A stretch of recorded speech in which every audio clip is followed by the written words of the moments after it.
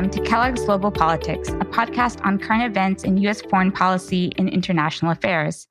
My name is Dr. Anita Kellogg, an international relations scholar specializing in the relationship between economics and national security. I'm here with my co-host, Ryan Kellogg, an expert in energy investment and policy. Thanks and glad to be here. So this is episode 30, and we're recording this on February 26th, 2023. On this episode, I speak with David Maxwell, a retired U.S. Army Special Forces colonel and a senior advisor to the Center for American Pacific Strategy, as well as a senior fellow at the Global Peace Foundation. We talk about the various ways North Korea presents a national security threat to the United States that goes beyond its nuclear weapons program. We also discuss resetting the goal to place unification with South Korea first, led by an informational warfare campaign, and then denuclearization, rather than the current policy of denuclearization first and then unification. Dave warns that the U.S. and our partners need to be prepared for a period of violent instability if the Kim regime loses its iron grip on North Korean leadership. We begin the show by marking the one-year anniversary of the Russia-Ukraine war.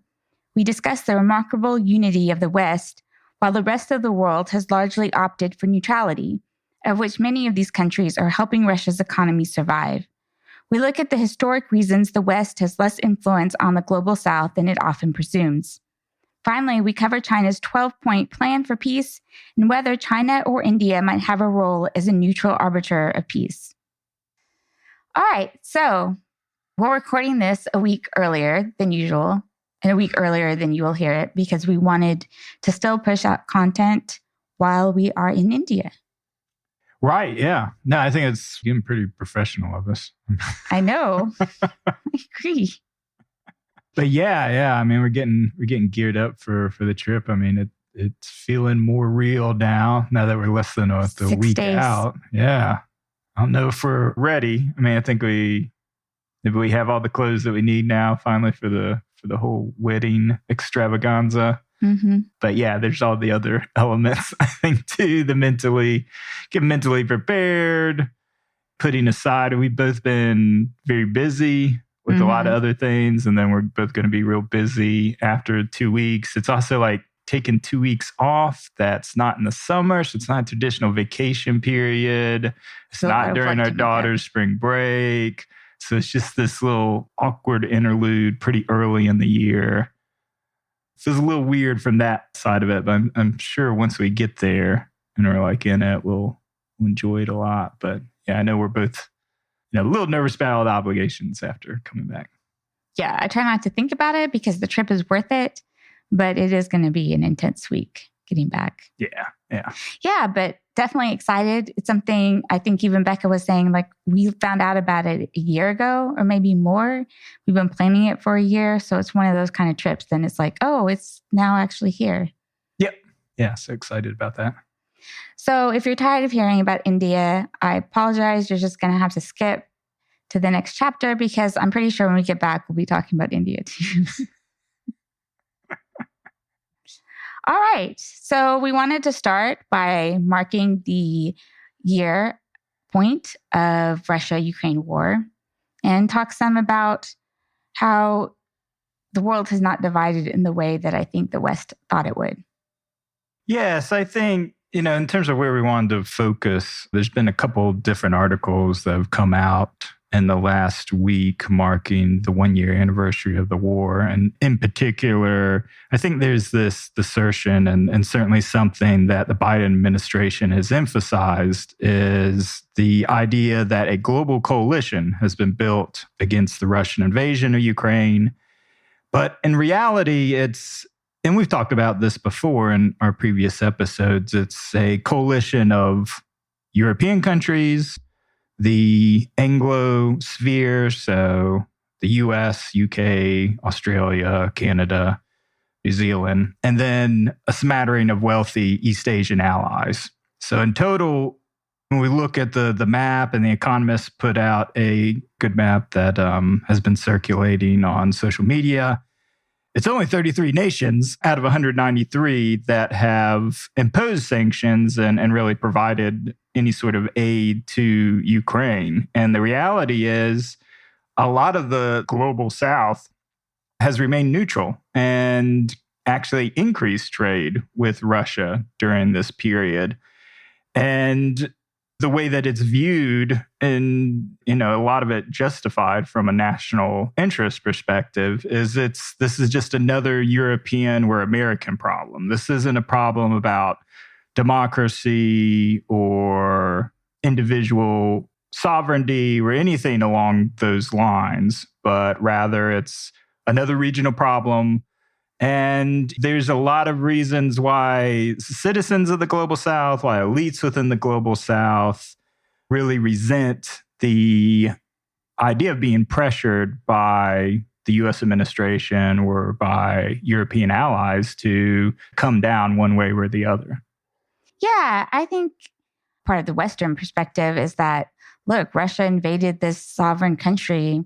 Why wouldn't you be against that? Right? You don't want to set that precedence where it's okay for a country to invade another country. But then I think when I say that, then the response tends to be, well, the US invaded Iraq and Afghanistan, and look at how that worked out. So I think for a lot of countries that look, it doesn't seem to me like that comparison is a good comparison. But I think through those in the global South, that's how they view it. And I think we need to do more to listen to them, how they view things, and then recognize that we talk about the US leading the world, but we don't maybe have as much influence as we think we do in many ways. Yeah, and I don't think that's necessarily a new thing. I mean, I think a lot of that's been way overstated, and we'll get into that later. But yeah, for sure. I mean, I think how they view the hypocrisy of a Europe who took the lead, like in the invasion of Libya, and definitely the situation, particularly in Iraq. I mean, I think a lot of people, even the global South, understand, and the support the U.S. had following 9/11 to go into Afghanistan initially was very high. But Iraq was opposed almost universally, and actually by a lot of our current allies in the struggle between Russia and Ukraine. So it is that hypocrisy that is seen of, well, if national sovereignty is so important, then why wasn't it important then? So I think a lot of it is, could we regain credibility within the global South by having a national reconciliation around Iraq in particular? And how much blowback would result? I don't think there would be a lot of blowback if the Biden administration came out and said Iraq was a horrible mistake. We were unjustified in the invasion.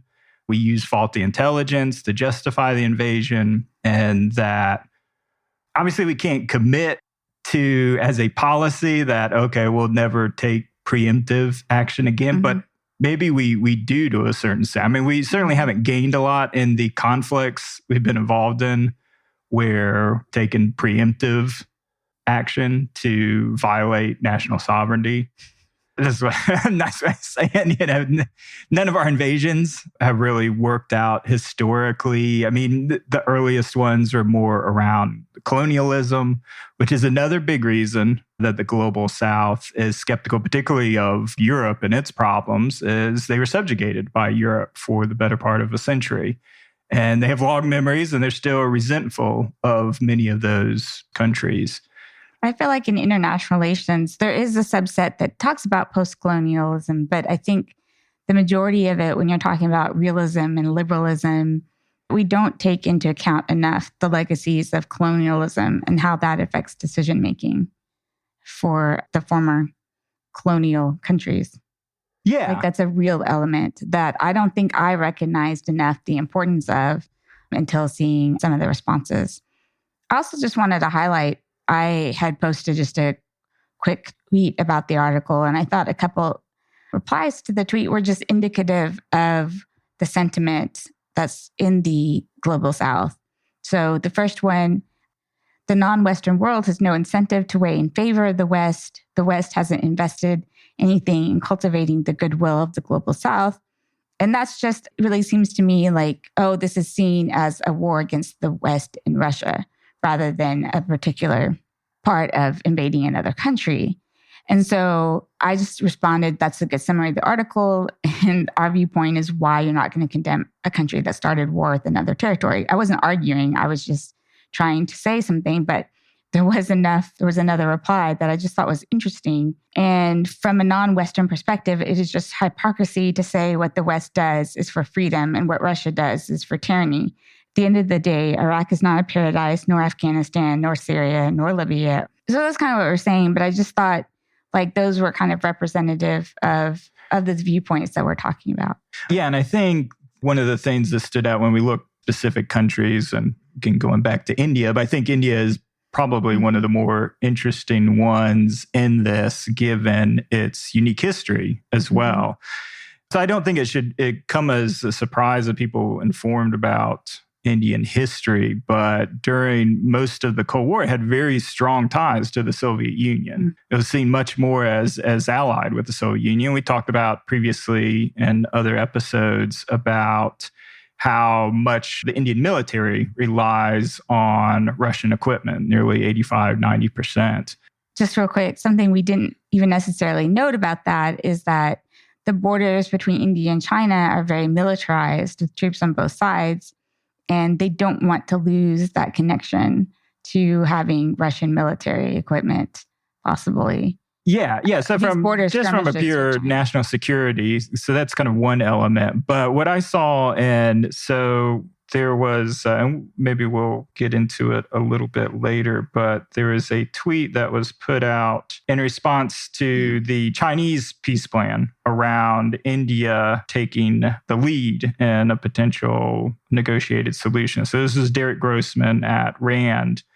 And some of the responses he got, I think, were real telling, and it ties into the hypocrisy. But the thing that came up over and over again, which was not a historic event that I have a lot of knowledge of, but the 1971 Pakistani-Indian War. And in that conflict, the reason that India prevailed was, at least in the people's mind within India, and these people responding to the Post, was the intervention of the Soviet Navy to support India.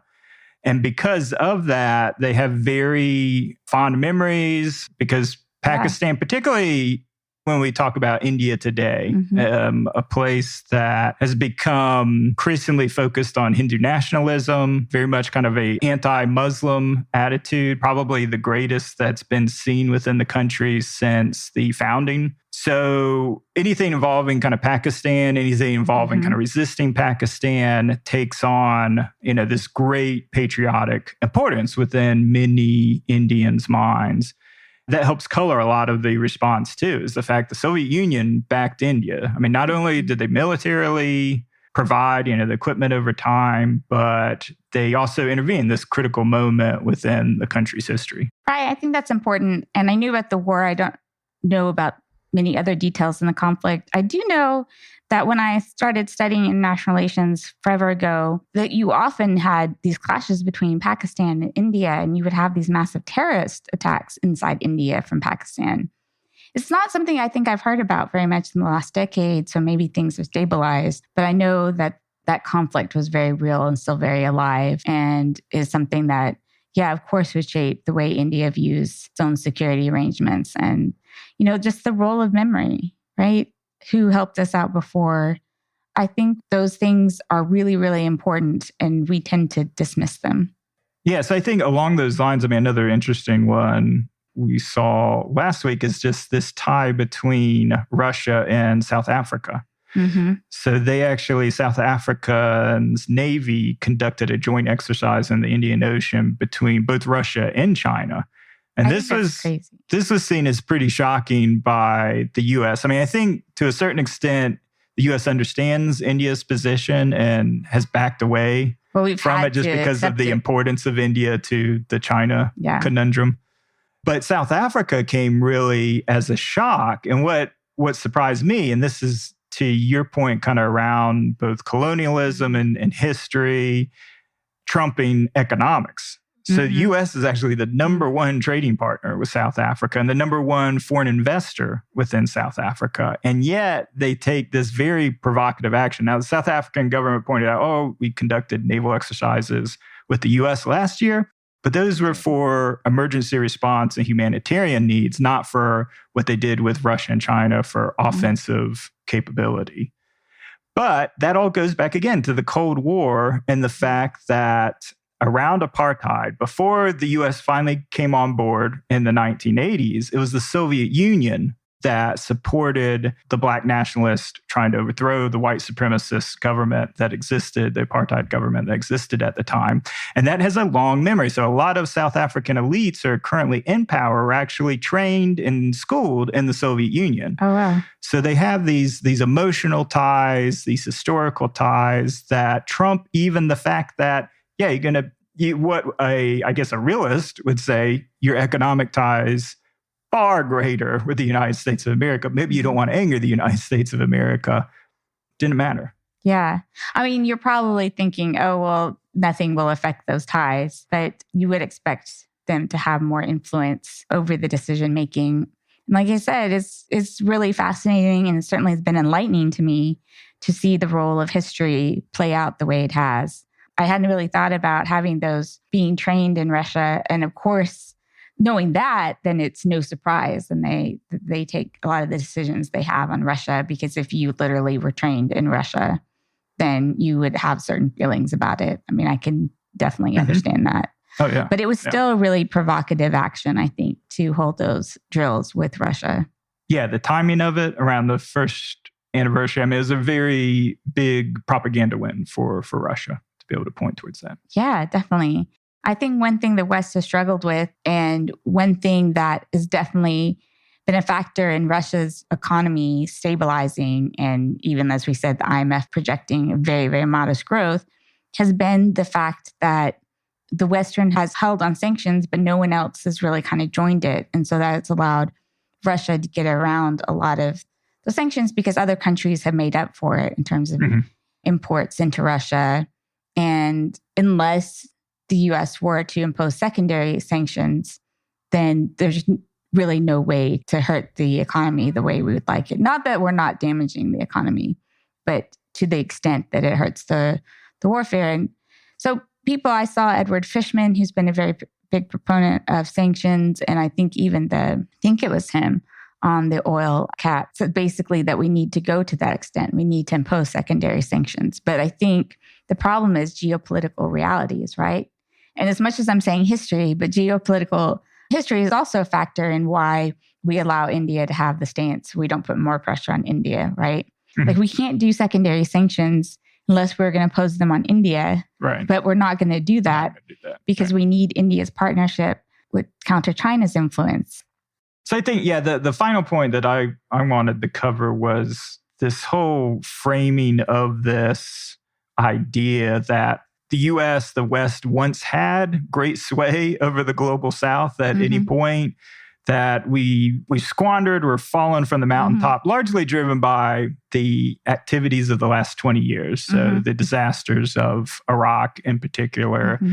So downgrading our reputation within these countries that, it allowed Russia and China. And I just find it very ahistorical or very kind of near-term historical, because I'm not sure the U.S. or West ever had this sort of unmitigated power that reports or articles seem to make. So I think this whole idea is just very reminiscent of the Cold War and the non-aligned movement. And it's the same countries.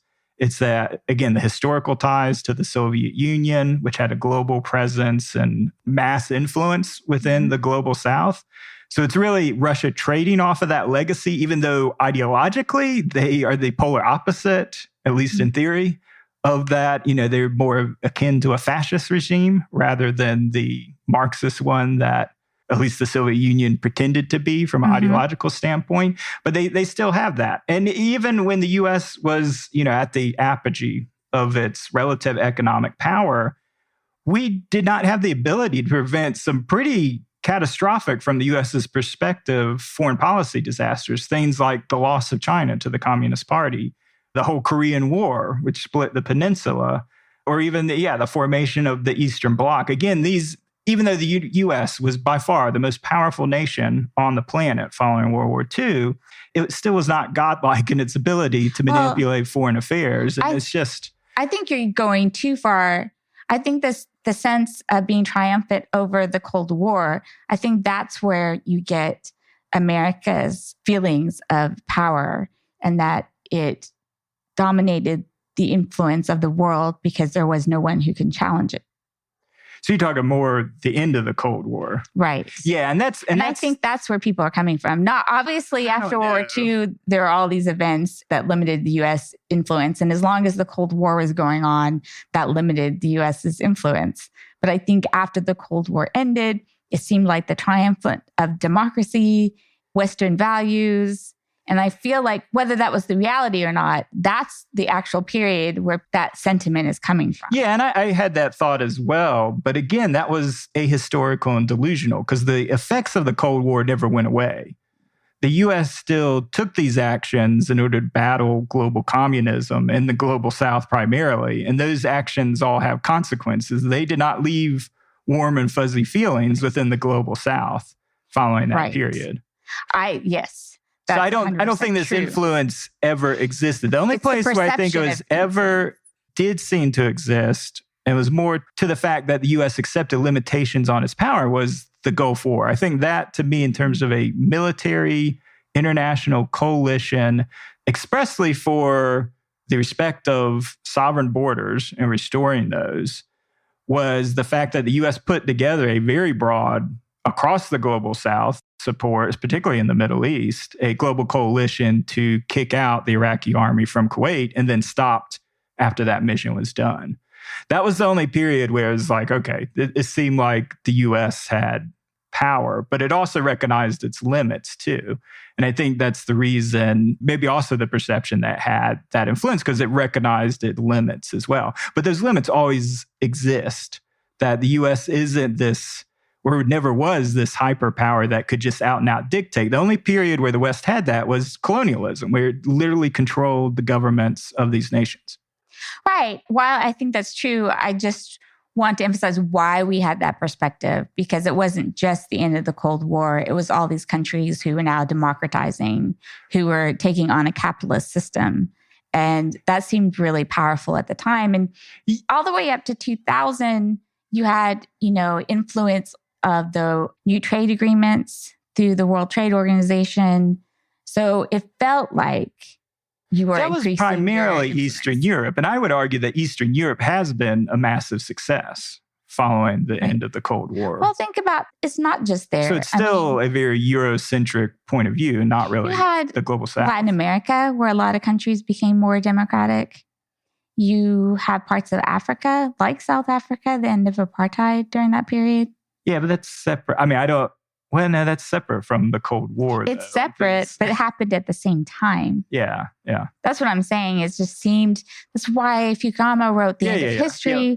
When capitalism is spreading and democracy is spreading, people felt like that was a sign of America and Western influence. Yeah. I think it all rests on the subset of economic prosperity and delivering on those things. And that system, or at least the way the countries that adopted it outside of maybe Eastern Europe, that it did not deliver the material promises. I agree. And I think that's why by 2000, you already saw a weakening of that. So 2000 is when they tried to do the next rounds of trade talks. And so you may remember some famous demonstrations. But that was, half of that was driven by backlash within developed countries. Right. Yeah. Part of it was that. But a lot of it also was, reason why it stalled is because the global South wanted more favorable terms. If they were going to give these terms, then they wanted open agricultural markets in the West, right? These things that are very heavily protected, whereas our comparative advantage in the global South. And so that's really been the point of why there's been no new trade agreements on a global scale, is that conflict right there. And, I think the West needs to think about this. I think they need to take seriously, do they just accept they don't have influence? Do they worry about China having inroads to influence in these areas because China was not a colonial power and has also set itself up to be a champion of the global South for these reasons? Yeah, no, I think it is. And I think how you approach it, how you manage it, you have to at least show up. I mean, we talked about that a lot before, and the engagements within Asia and within Africa. Showing up is a big part of it, but then coming clean about your history, and particularly maybe the recent history. And that's something we haven't done as a nation around Iraq in particular. And then Europe's more of a mixed bag. I mean, I think Europeans have, as individual nations, the sovereigns apologized to a certain extent, admitted the ills of colonialism, but that hasn't necessarily resulted in any sort of material. I mean, the global South would probably be compensation for the ills done to their society, and that's not going to be forthcoming, obviously. And I think it's used in Germany as a model. And the Germans are really seen as a model of owning up to the most horrific thing that a nation state could do, what the Nazi regime committed. But they are recognized as owning up to it and doing it in the right way. And I think there's probably a lot to learn from that. And that's how I would think you earn back credibility in places like India or South Africa. Yeah. I mean, we're not going to apologize for Iraq, but I think, that would be good if we did that. I think that could help a lot. I think you say Germany, but then Japan's also instructive because they didn't make that apology. Right, exactly. And that's still a bitter point of contention in all of East Asia and Southeast Asia. You've seen more trade wars between South Korea and Japan than you have China and Japan. Yeah. So it is interesting. I think the West needs to accept this and also consider ways that is it important to have influence? And if it is, then what are the things that we can do about it? But the problem is how politically tenable they are, because they would involve either reparations or a favorable trade deal or something of that nature would be necessary to overcome those historical memories. So we also wanted to touch on the fact that China came out with a 12-point plan for peace this week that basically said the sovereignty of all nations should be upheld without mentioning either Russia or Ukraine. It condemns a Cold War mentality, term that usually refers to the U.S. and the U.S.-European military alliance, NATO. But the other points of it call for a ceasefire, peace talks, protection for prisoners of war, and stopping attacks on civilians without elaborating on that, as well as keeping nuclear power plants safe and facilitating grain exports.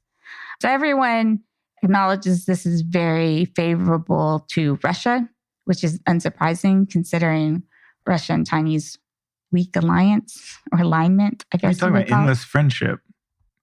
But this is not like an alliance. I said alliance first. An alliance is a more formal treaty, I suppose. But some sort of friendship alignment. So, of course, the terms would be more favorable to Russia. Interesting, they did not talk about what it would look like if Russia would keep Crimea or not, but basically just these are what they think needs to be done to get to a peace agreement. And I think there's a valid conversation to be had about whether China can be a neutral arbiter. You're shaking your head. No, absolutely not. I mean, they're clearly in the camp of Russia. Yeah, there are a couple of non-controversial bullet points that, yes, peace is good. Yes, treat POWs well. Yeah, we prefer that you not use nuclear weapons. Getting grain shipments out is a good thing for everybody.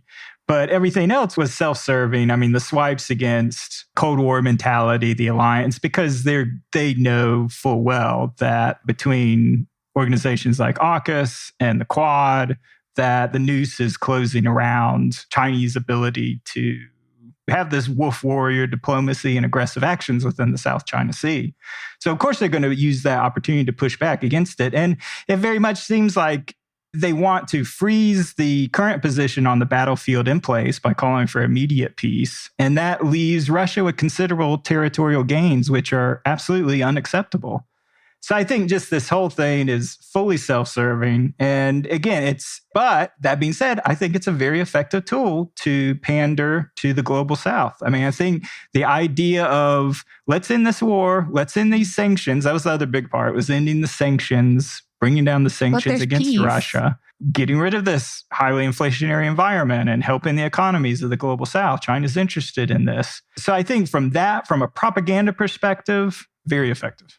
Okay, well, let me offer a counterpoint. Not that I disagree on anything that you said, but a counterpoint could be Zelensky agreed that he would meet with China. And that's only because, looking at the post-war period, China, and they had a lot of economic ties with China, maintaining those for the rebuilding process, for the huge amount, the hundreds of billions of dollars that need to be invested into Ukrainian infrastructure. He's got to do that. I think that's a smart thing. He's got to maintain those relations.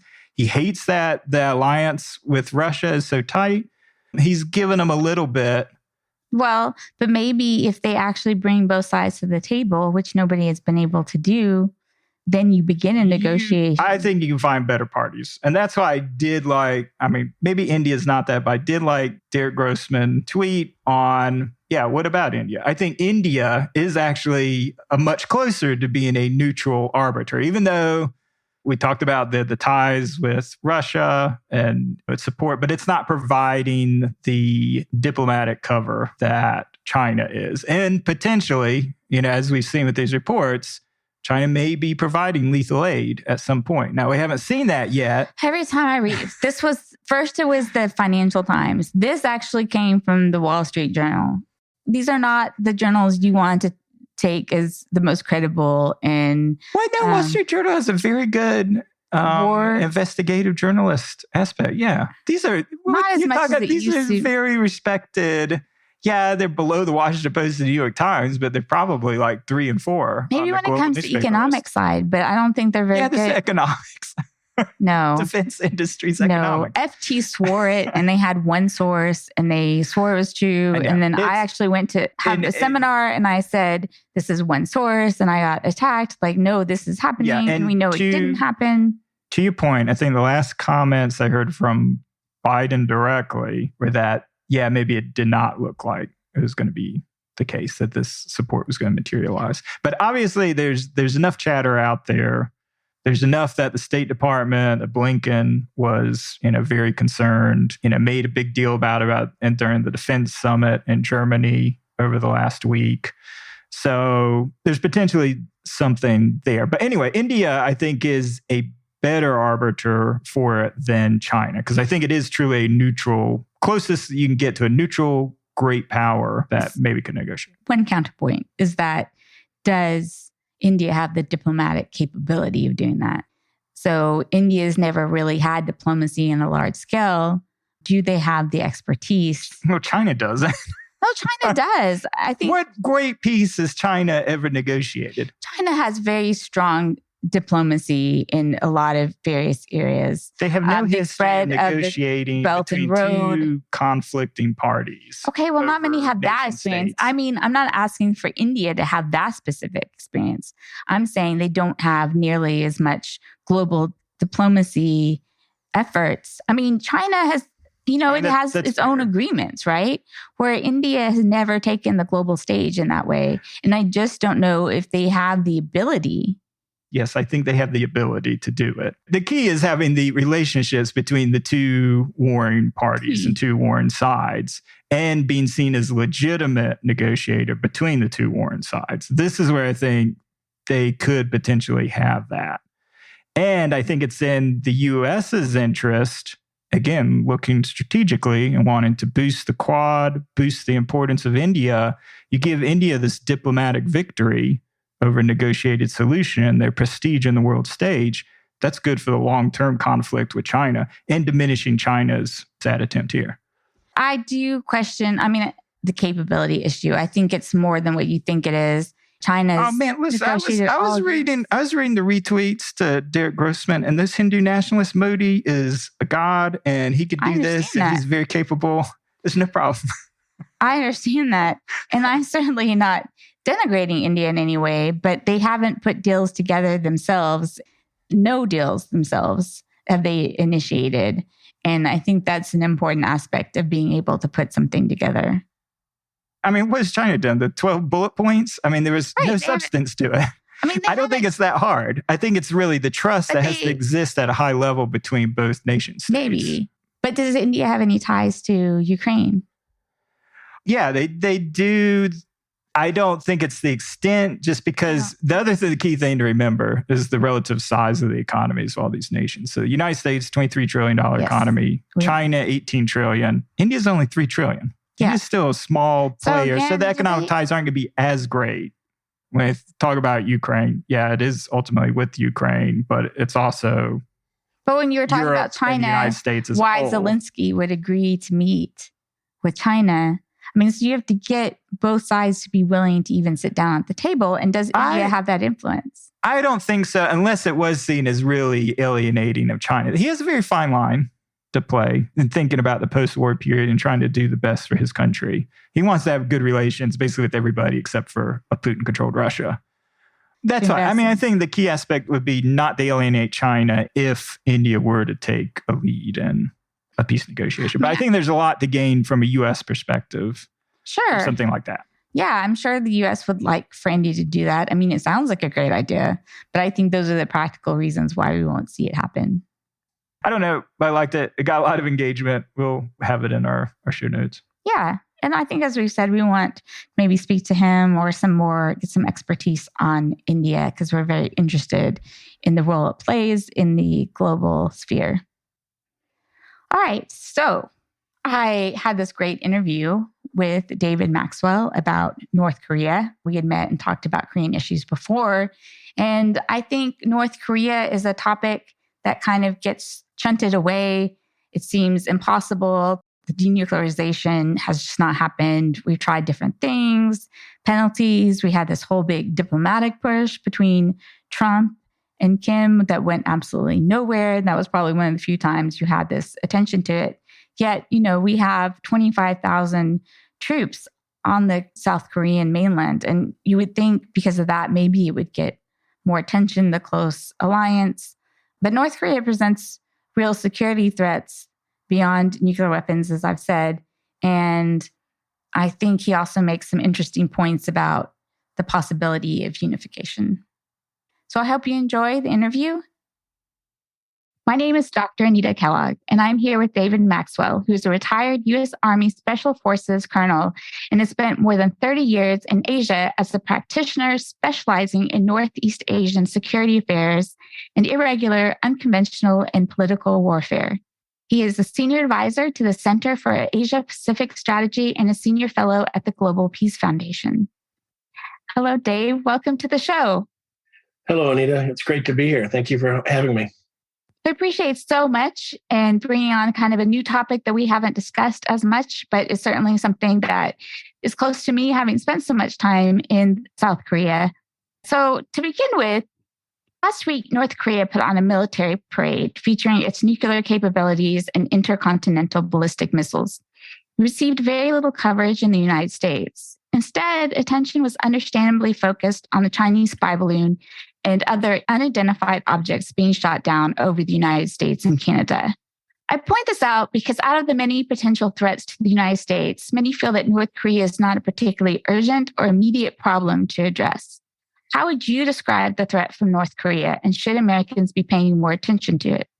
Yeah, that's a great question. I think it's only logical that we would focus on the balloon so much. I look at North Korea as the fourth of the 5 major threats that our national security outlines. The pacing item, of course, is China, Putin's war in Ukraine. And then, of course, Iran poses a big threat in the Middle East. I think we look at North Korea really as the fourth. And then the ongoing threat of violent extremist organizations. So when you look at all of those, we tend to compartmentalize North Korea as a little different. It is isolated. It is in this little peninsula, which is, unusual in that North Korea is connected to all the other threats. And I think we overlook that. North Korea, of course, is a threat to South Korea, a threat to Japan. And as we saw in the parade last week, has developed an ICBM capability.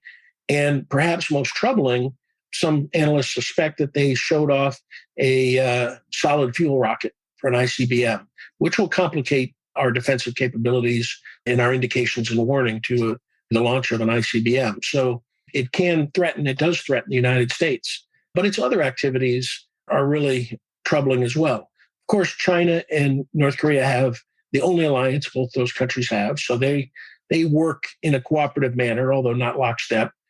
Kim Jong-un has shown support for Putin in his war in Ukraine, to include today in the Wall Street Journal report from CSIS showing imagery of trains traveling to Russia, purportedly carrying ammunition to support the Russians in Ukraine.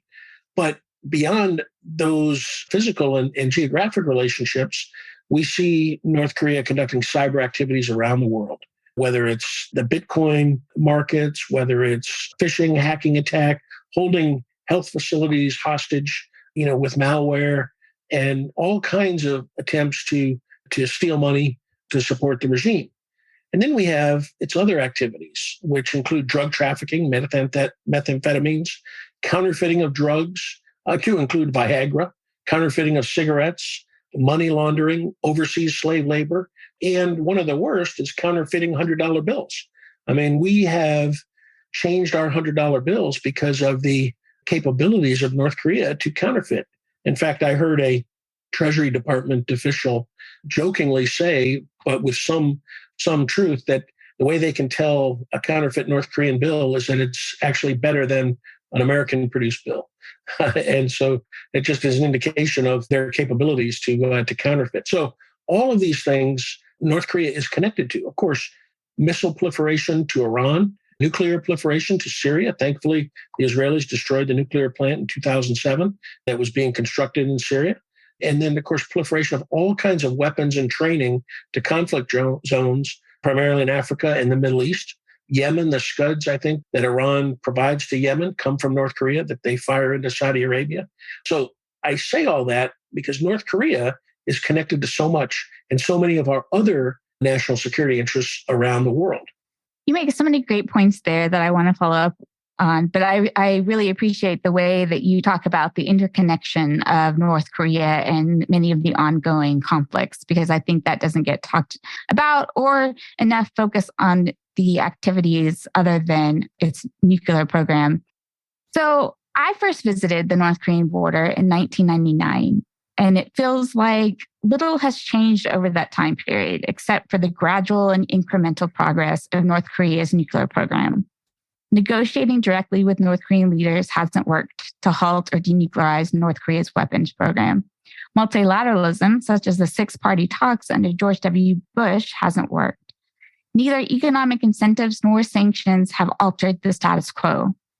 Both ignoring North Korea and giving it global attention have produced the same results. It feels like an intractable problem. Before I ask you about what the U.S. can and should be doing about it, I want to talk about the end goals for a strategy on North Korea. Is denuclearization realistic? Are there more achievable goals the U.S. should be focusing on? Great question. What is our end state? Or as Lieutenant General Jim Dubik would say, what is the acceptable, durable political arrangement that will serve, protect, and advance our interests in Northeast Asia? I agree wholeheartedly. Kim Jong-un is not going to give up nuclear weapons. They are critical to every aspect of his rule and survival of the regime. He has no intention of it, and there is no way that we will be able to negotiate and use. There are no carrots and there are no sticks that will cause him to give up his nuclear weapons. So I think that's a realization that I think many people are coming to. But denuclearization, of course, is a worthy goal. We don't want the peninsula to be nuclearized. And in fact, North and South Korea in 1992 signed the agreement on denuclearization. And that's where the term has come from in the Korean context, that agreement. And they agreed to denuclearize the Korean peninsula. And of course, people forget that the U.S. had nuclear weapons in Korea, and in support of that agreement, the U.S. removed them. So there are no nuclear weapons in South Korea, despite what North Korean rhetoric says. And then, of course, you also ask, are there other things that we can pursue? We are, I think, trying to pursue an element of containment, trying to contain North Korea's capabilities, its growth and of course, its ability to attack South Korea.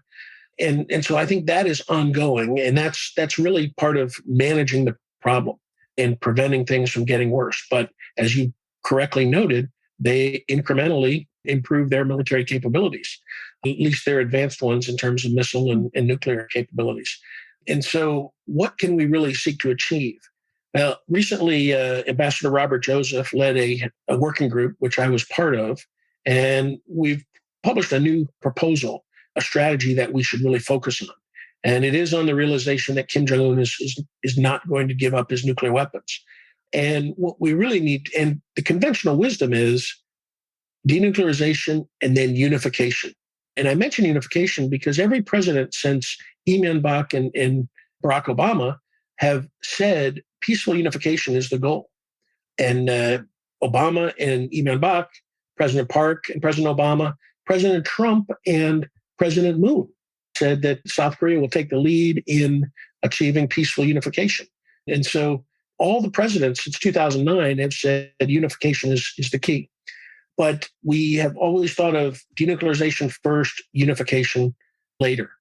What we really need to focus on is reversing that conventional wisdom and realize that we are not going to achieve denuclearization nor an end to the crimes against humanity and the horrendous human rights abuses that are taking place in the North until there is unification, a free and unified Korea, one that is secure, stable, economically vibrant, non-nuclear, and governed by a liberal constitutional form of government based on freedom, liberty, free market economy, and human rights. And so that's really the acceptable, durable political arrangement that is going to bring about the conditions for peace and prosperity on the Korean Peninsula.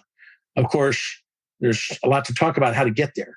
That's a big part of the problem. But our new strategy proposes that as really the end state.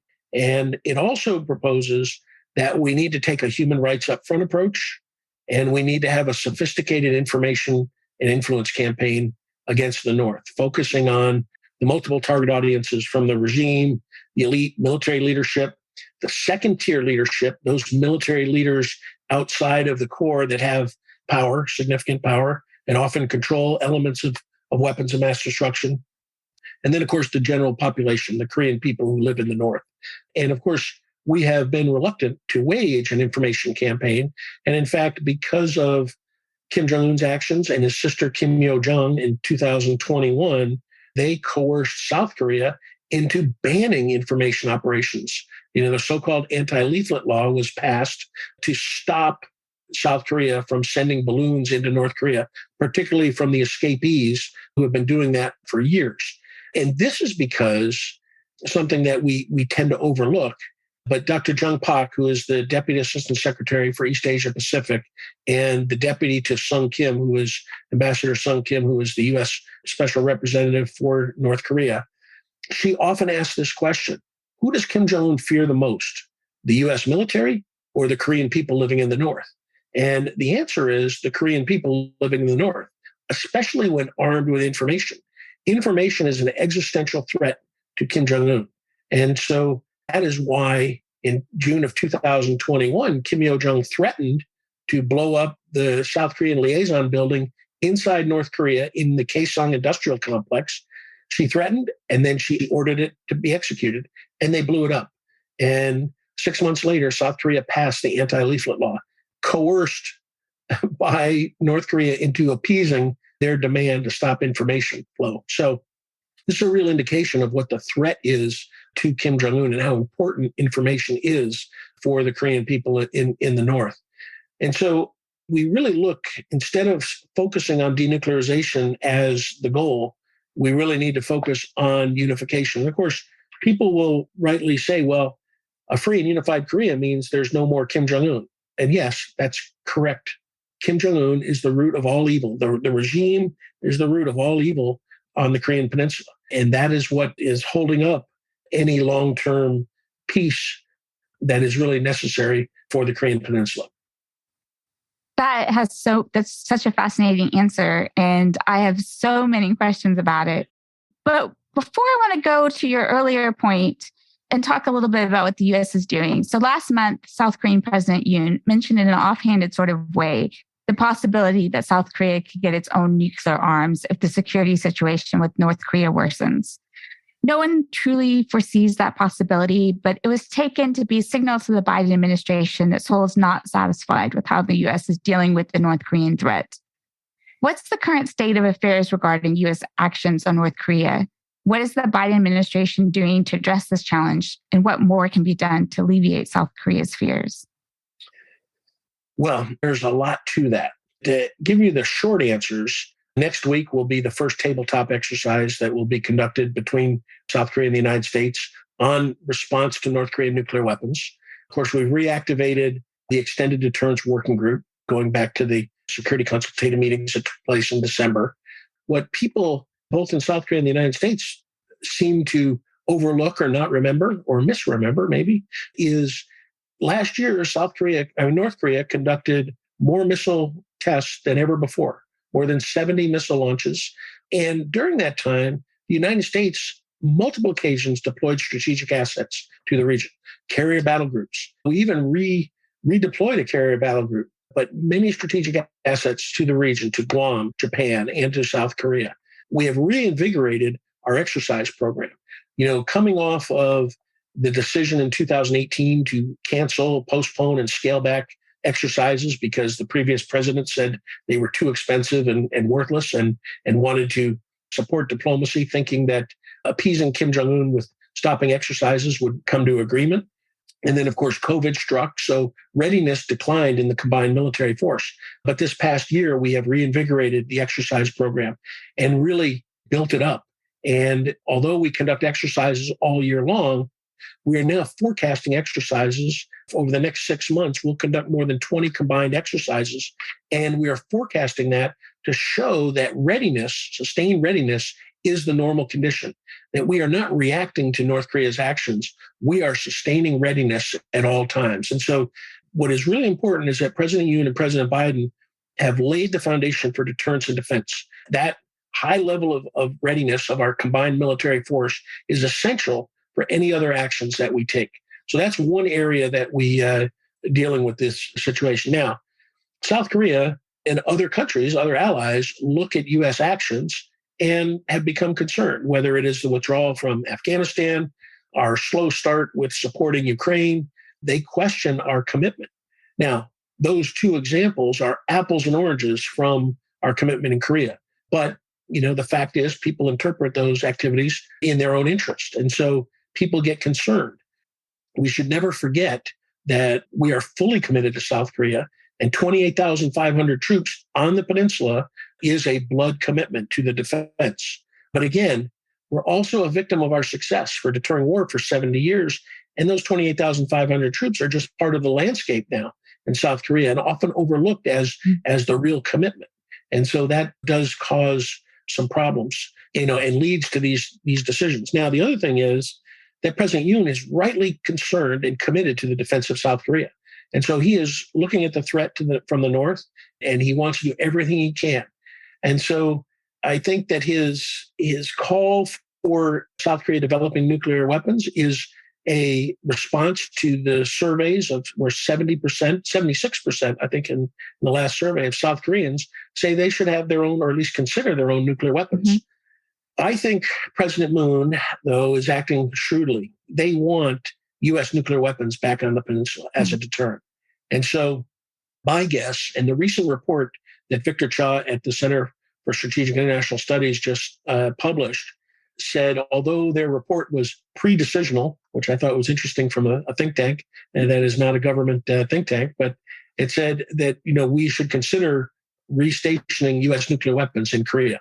But that's pre-decisional. And I think what might be in the offing is that in return for South Korea not developing nuclear weapons, that we eventually agree to putting nuclear weapons on the Korean Peninsula, which is problematic in its own right. And they're not only going to need to have tabletop exercises for responding to North Korean nuclear threat, they're also going to have tabletop exercises dealing with the protests that will take place in South Korea. When we had nuclear weapons in South Korea, we had some 90 installations. So who knows where those nuclear weapons were. there's only about 6 right now, and really only about 2 places where you can locate them. And so the current protests that take place 24/7 in Songju, where the THAAD battery is located, those will take place on a much greater scale by anti-nuclear, anti-US, and agitators from the north. So there will be protests that will take place on a significant level, and we'll need to be prepared for that. Yeah, there's so much there. One thing I was thinking as you were talking was that if nuclear weapons were to return to the Korean Peninsula, to South Korea, it's not just South Korean protests that would be a major issue, I think, but also China. How do you think China would react?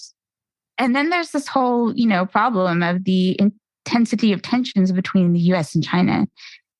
China plays a huge role in being able to address the North Korean problem. And can we really adequately do much about it if we cannot get China on board with any of our plans?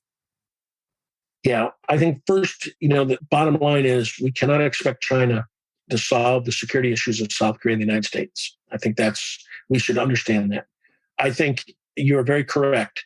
China will protest in such a way, primarily against South Korea, that they did with the THAAD issue. Mm-hmm. They will conduct aggressive economic warfare if we put nuclear weapons on it. They will try to punish South Korea. So we need to be prepared for that. We are going to have an economic response, and hopefully Quad and AUKUS and the other Asian countries, that we can overcome the damage that China will try to inflict on South Korea. 25% of South Korean trade is with China. Mm-hmm. Another 25% is with the 4 Quad countries. And then the other 50% is with the rest of the world. So we are going to have to be able to deal with that loss of the 25% for South Korea. So I think that's likely. China will certainly protest and be very upset. And they will blame South Korea, I think, and indirectly, of course, the United States. But China is not going to, first of all, I think it's a myth to think that China controls North Korea. They are, the alliance that is supposedly closer than lips and teeth. Their alliance goes back to 1963, but of course, the Chinese People's Volunteers, saved North Korea for Kim Il-sung. But I think the other thing is that all 3 Kims, particularly Kim Il-sung and Kim Jong-il to a certain extent, have effectively played the superpowers against each other. Kim Il-sung manipulated Mao and Stalin to be able to attack South Korea. And so I think we have to think about North Korea in that vein. They are not really allied with anybody. They're not beholden to anybody. Their Juche ideology really emphasizes their independence and strength, being able to stand up to anyone, to include China and Russia if need be. And so China cannot really control North Korea. Now, it could, because China over the years, I look at it as a barometer. As international aid goes up, Chinese aid declines. As international aid goes down, Chinese aid, increases. Because I think what China wants, and we've heard this articulated as the 3 no's, they want no war on the Korean Peninsula, no instability and regime collapse, and no nuclear weapons. Well, they're batting 600. They're a pretty good baseball team. They got 2 out of the 3 so far. But nuclear weapons to China, I do not think are viewed in the same way as we view the nuclear threat. I've heard from Chinese scholars that they don't believe that North Korea would use nuclear weapons on China, that it's not a threat to them. Although, they do express concern with loose nukes and the like, but it's not the same kind of threat. So they don't have the incentive to solve that problem. They want to have no war and they want to have no instability and collapse, but they can live with the nuclear weapons. And now they could coerce North Korea and they could cut off aid and support for North Korea, but that could lead to instability and collapse. On the other hand, we've just seen since 2020 in COVID, the closing of trade, both legal trade and illicit activities between North Korea and China, and North Korea continues to muddle through. So North Korea is able to absorb tremendous amount of hardship and terrible conditions and still continue to muddle through and survive. So I don't know if even fully cutting off all of Chinese support would really affect the regime's decision making. And I also look at use this analogy to describe the relationship. North Korea is like a drowning child. It's got a failed economy. It's in a tough neighborhood. It's never going to be able to recover using its current system. And China is like a lifeguard with a life ring. and it tosses that life ring and allows it to keep its head above water, but it refuses to reel it into safety. And I think that's really the way the situation is, because they want to keep North Korea as that buffer. They want to keep U.S. and democratic forces off of its border. It wants to maintain the status quo for as long as possible. And there is some irony that all of our interests are aligned.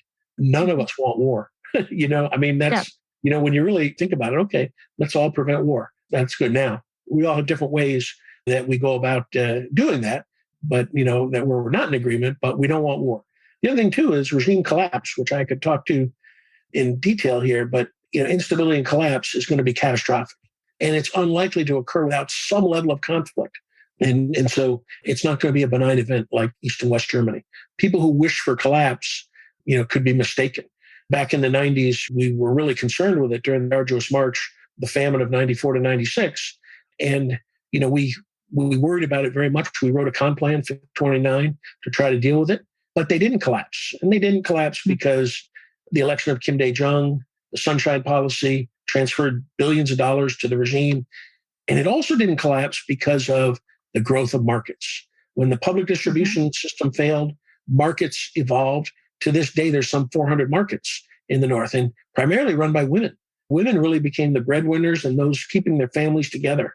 And so that is really what has been resilient for North Korea for the last 2 decades. The problem now is that with COVID, Kim Jong-un has really cracked down on all aspects of society, to include markets, placing great restrictions on them, trying to police up all the foreign currency, which most of the market activity is done in dollars and RMB. And they're cracking down on information, communications, on movement. And of course, they closed the border with China to trade. So now there is really no safety valve, no way out for the people. And so the potential for instability, I think, now is greater than it was in the 1990s. And combined with the fact that now North Korea has nuclear weapons, instability and collapse could be very, very dangerous. And we just saw reports, they've reduced the food ration, from 640 grams down to 500 grams to include in the military. And some of the winter training cycle was canceled because some of the units could not feed their troops sufficiently. But yet they'll spend a month preparing for a parade on February 8th, as they did. The regime is just, bankrupt in more than one way. And it's really a terrible situation up there. But I'll stop there. Also, I want to follow up on that. And I know you're well aware that typically when regimes are overthrown, they're more usually replaced by dictators or prolonged internal violence, which is what you've been speaking about. Can this be prevented in North Korea, or should we just suspect a period of instability? Well, yes, we must plan for it. I think we have to, because the nature of the system is such that, from Kim Il-sung's time, they have built a system that is about keeping the regime in power, keeping one person in power. And so the Songbun system, which is the social classification system, 51 classes of society that are divided basically into the elite, the wavering middle class, not economic middle class, but the middle classes, and then the disloyal classes at the bottom. And so this social classification system is really designed to prevent any kind of collective action, any kind of conspiracy. And the security services are such that, the party's security services are such that you cannot speak disloyally in any way to anyone about the regime. They have, as a typical communist country, they have their weekly confession sessions every week that, the local populace will meet and confess to the Inminbom, the local political leaders, which of course they use for their rule by law, that when they want to incarcerate somebody, they take their pre-confessions that they've given at their weekly sessions. But this is all designed to prevent any kind of conspiracy or collective action. And because, if you and I were having this conversation, when we're done, we would report what the other one had said, both to protect ourselves and to get, credit for doing that. And that's something that is really, really difficult for us to understand, but it is designed to prevent any kind of overthrow. So what that means is there's unlikely to be a successor. And of course, in their party documents, in their constitution, there is no succession mechanism. It is dynastic, and events that have taken place have been orchestrated by the regime, pre-planned, but there's no documentation, no authority directing that. It's only the leader that does that.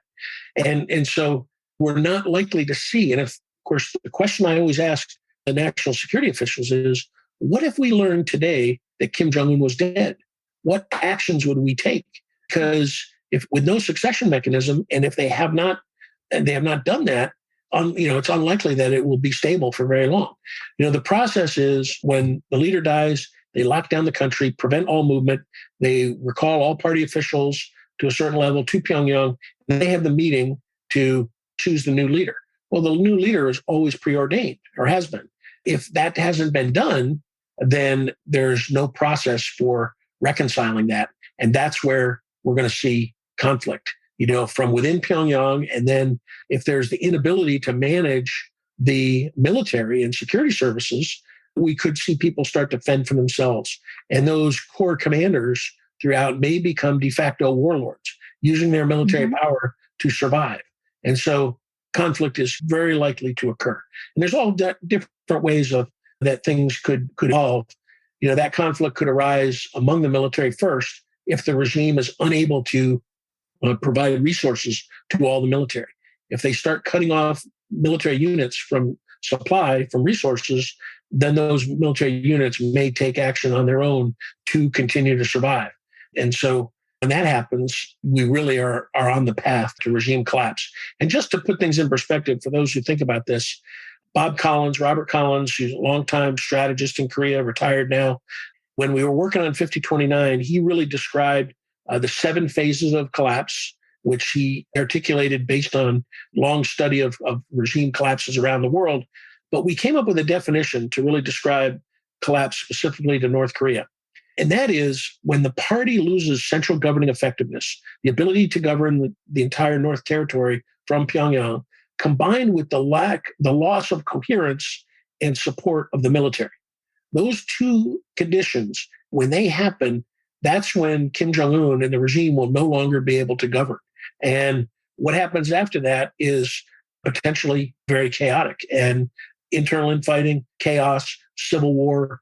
But the loss of central governing effectiveness and the coherence and support of the military, that is what is going to bring about regime collapse. The problem with that is when those conditions are emerging and Kim Jong-un observes them, he may determine that his only option is to execute his campaign plan to unify the peninsula under his rule in order to ensure survival. Many people say that survival of the regime is the goal. So why don't we just buy him off and send him to a villa in China? He doesn't want that kind of survival. He wants to survive as the leader, as the head of North Korea, and ultimately the leader of a unified Korea under his control. I mean, I think that's a realistic but pretty scary scenario. I'd be interested to hear what the national security officials tell you about that. Every answer is, well, we'll wait and see, which is what we've done. We'll see how conditions develop. And my response to that is perhaps we should be ready to reach out. Perhaps we should, and ultimately what we really want to do is observe for emerging leaders.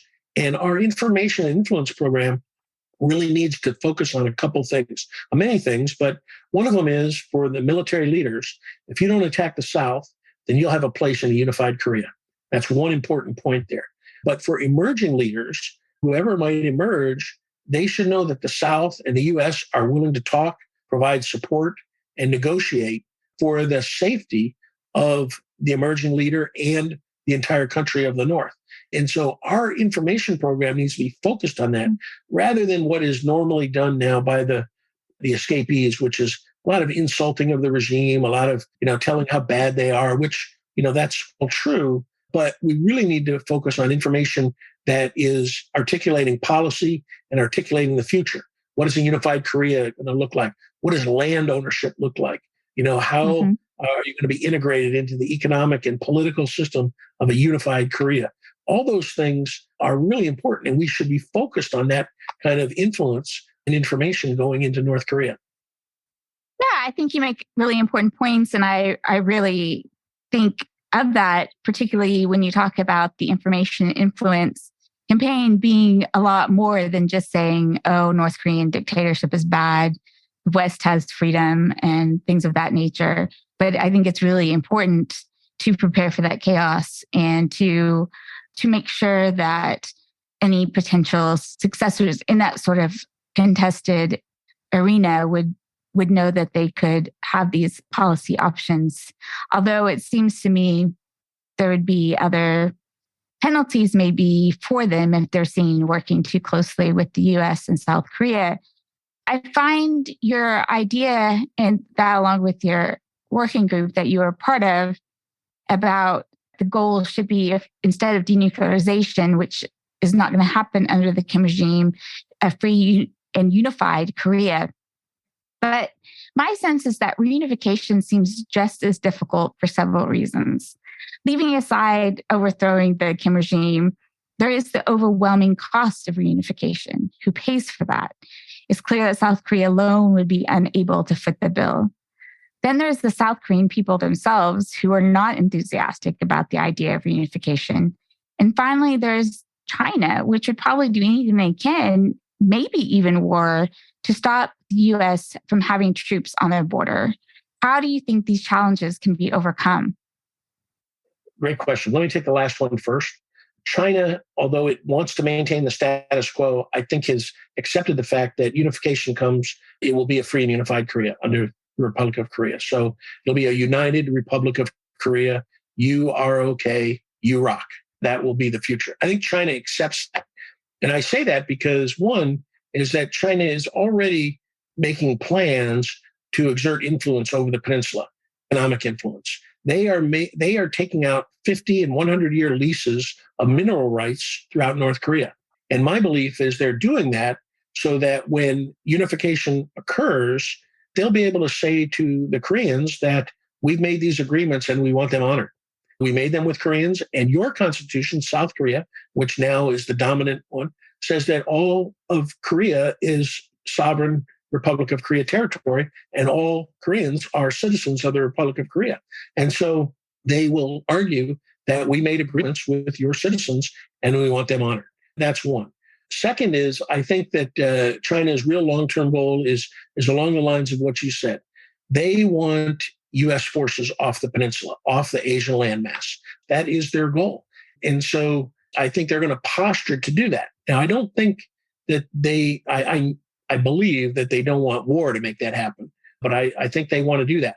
The irony is that who will demand U.S. forces off the peninsula most of all? It'll probably be the American people. When there's a unified Korea, they'll say, why do we need them there? And the demands to bring home troops will come from the United States. I've heard some pundits in the U.S. say, we should tell China when there's unification, we'll go home. I don't believe we should say that. I believe that South Korea and the United States should say, the future presence of U.S. troops will depend on the security situation in the region. And so if the security situation warrants, we won't need troops there. But if it does, then we're prepared to sustain the alliance. And so what I would like to do is to present that to the Chinese, here are the options. And maybe that will moderate their behavior. But I don't believe China wants to absorb North Korea. They would be an occupier, which goes against, and they just would not want that that headache because there's no love between the Chinese people and the Korean people, the North Korean people. And so I think we should understand that. So that I think China will not support unification, but there will be acquiescence to it if it believes it can achieve its long-term objective, getting U.S. forces off the peninsula. Now, to South Korea, yes, expensive. I think South Koreans have probably done more PhD dissertations on East and West German unification than any other. They're certainly concerned with that. And we look at the huge disparity between North and South. And I think people make assumptions that we will see the immediate attempt to increase the GDP or the personal income of people to make it equitable between North and South. And that's not going to happen right away. You're not going to give $40,000 to each Korean family in the North, the per capita income. You're not going to equalize that right away. And so there are going to be tremendous costs, but they need to be planned for. And I think there are ways to mitigate the cost and really come out on the other side. As former President Park Geun-hye, the impeached President Park Geun-hye, used to say, unification as a bonanza. When there are 85 million Koreans with the industry of the South, the resources of the North. When it finally gets going, it's going to be an economic powerhouse, and it will really be a dominant country in the region and throughout Asia and the world. But we got to get there. And so all the fears that you articulated. Now, the Koreans in the South, yes, there is not a strong desire for unification, but you also can't prevent it either. Who is going to prevent it? I talked about the Chinese. I don't think anybody's going to intervene with force, whether it's Japan, who may not want unification, Russia, China, but also the Korean people in the South. If North Korea collapses or if there's war and North Korea is defeated, there is only one path and one outcome, and that's unification. You cannot leave the 25 million Koreans in the North suffering on their own after their country is devastated, either through collapse or war. Now, the good news is that South Korea has a Ministry of Unification. And I just happened to spend a week right before Christmas in Korea with the Ministry of Unification. And they are embarked on revitalizing their unification plans. In fact, they're going to release their new plans. It'll be onward toward unification, unification on, or abbreviated UNION, uni-on, or union, and so they're already preparing for that. And so the Korean people, yes, they don't want unification, but they may have and I would say they don't want unification. Most Koreans want unification. You ask somebody in their heart of hearts, they want them.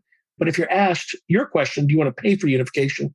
The answer is hell no. That's really, they don't want to interrupt, the good life that they have. And, people believe there are stark differences between North and South, although I would argue that the Koreanness, the spirit of the Han, the innate feeling of being Korean exists on both sides of the DMZ. And it's more aligned than people think.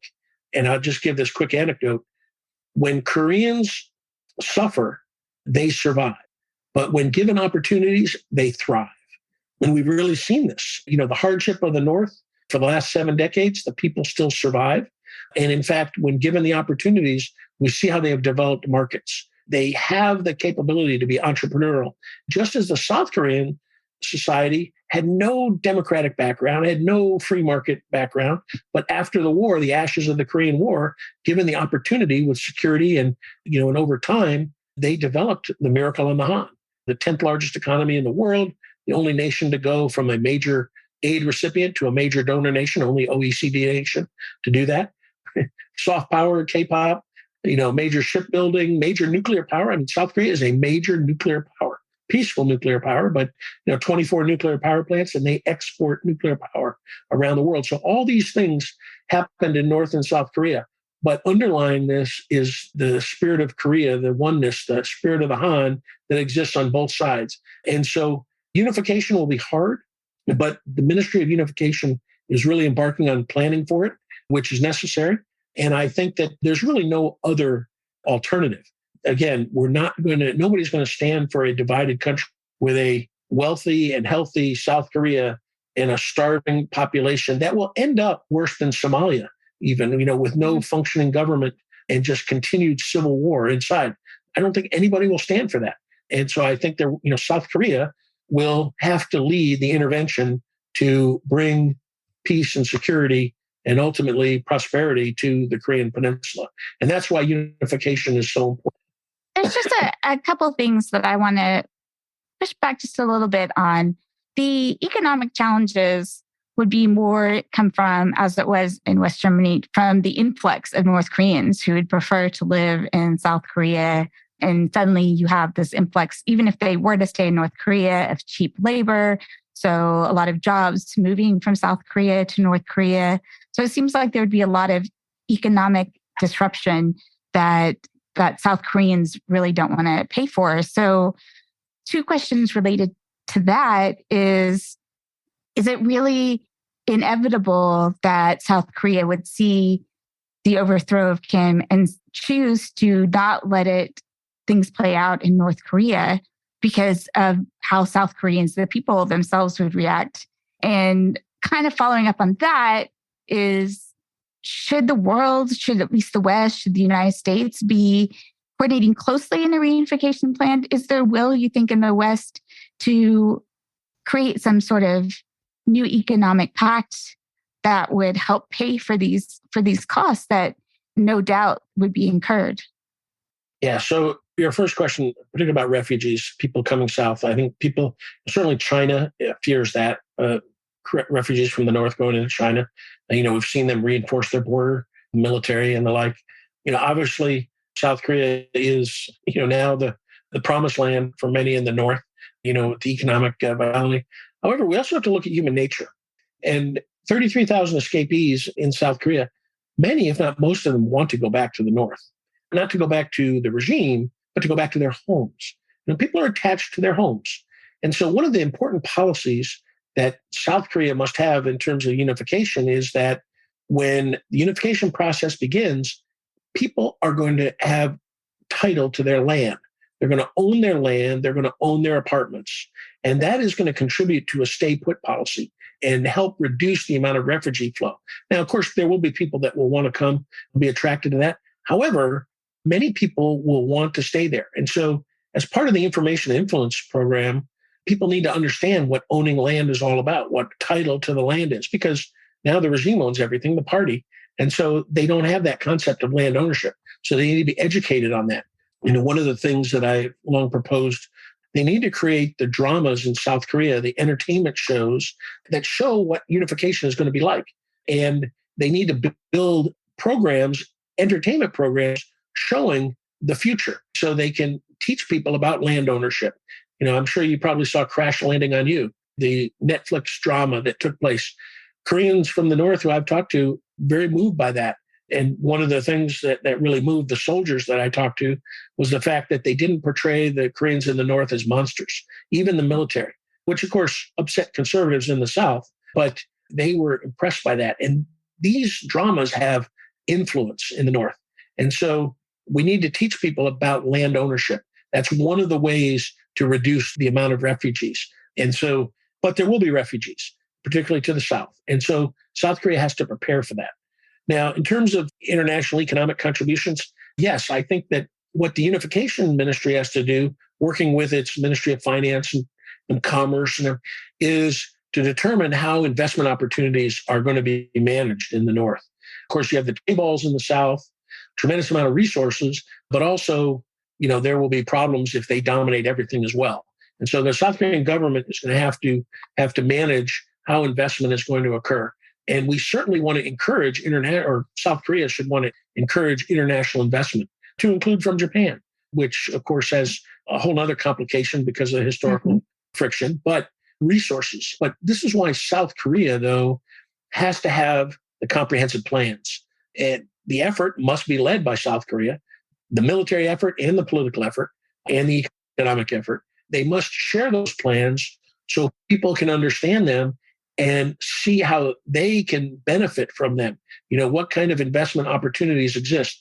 And South Korea has to encourage that and create an investment environment where people will come in and, of course, gainfully employ Koreans from the north in those economic efforts. You got to be very careful to prevent the carpetbagger situation after the U.S. Civil War, where Northerners went to the South to take advantage of the South. That's got to be prevented by the South Korean government. But all that can be done with good planning ahead of time, transparent plans, and those plans can also generate confidence among the Korean people in the South and the international community that there is a sound plan that will reduce the problems. There's no plan that's going to eliminate. It's going to be a mess. It's going to be a challenge. There will be continued suffering. It will be expensive, but good planning can mitigate all of that to a manageable level. Of course, no suffering or any suffering is not acceptable, but we have to face facts that there will be continued suffering for some time to come because this is a really, really complicated situation. Well, thank you. This has been such a fascinating discussion, and I really like your new way of framing what the end goal should be. I think your take on informational warfare and influence is really intriguing, and that document from that working group with the 6 recommendations, I believe, will definitely be in our show notes. So Great. Thank you so much. Thank you. I really appreciate the opportunity. And, what we started out talking about, I think Korea is really important to the United States and really to the world. And while we hope and pray there's never war, we do have to be ready for it. And Korea does affect geostrategic thinking throughout the world. So we can't let it, hide behind the moniker of the Hermit Kingdom. We've got to be prepared for dealing with what might really happen. I just could not agree more. And it really echoes my own sentiments that I feel about Korea and what attention it's not getting. So thank you. It was such a comprehensive overview. You have a lot of interesting and new thoughts about it. And so I really, really appreciate it. Thank you. So I hope you enjoyed listening to the interview.